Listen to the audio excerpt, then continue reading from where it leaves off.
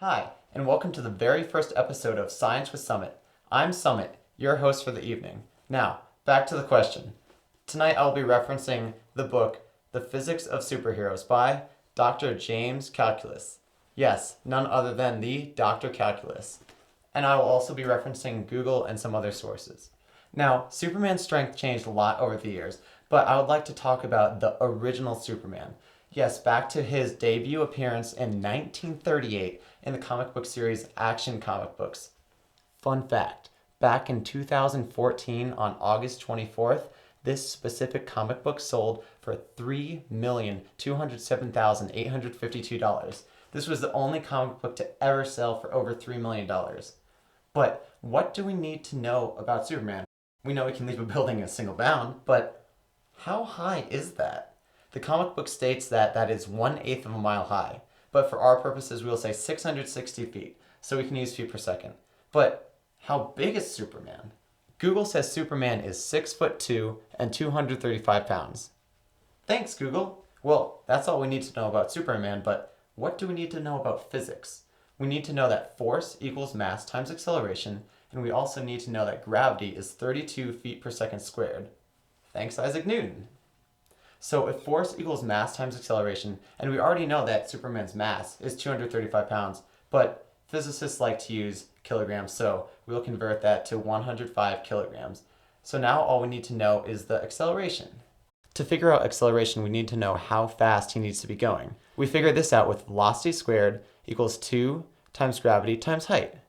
That is 2 times 32 feet per second times the 660 feet that he can jump equals 42,240 equals velocity squared. Take the square root of both sides, and that equals 205.5 feet per second, which equals 140 miles per hour, but we need that 205.5 feet per second.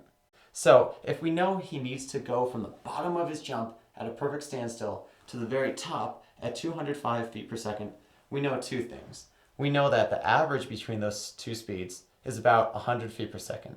And we know that there's approximately 3 feet from the bottom of your jump, when you crouch down, to the very top of your jump when you're about to take off.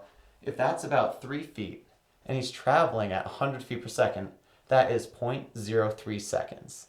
So, if he needs to reach 205.5 feet per second in 0.3 seconds, that is 205.5 divided by 0.03 seconds, which equals approximately 6,666 feet per second squared, or 2,032 meters per second squared.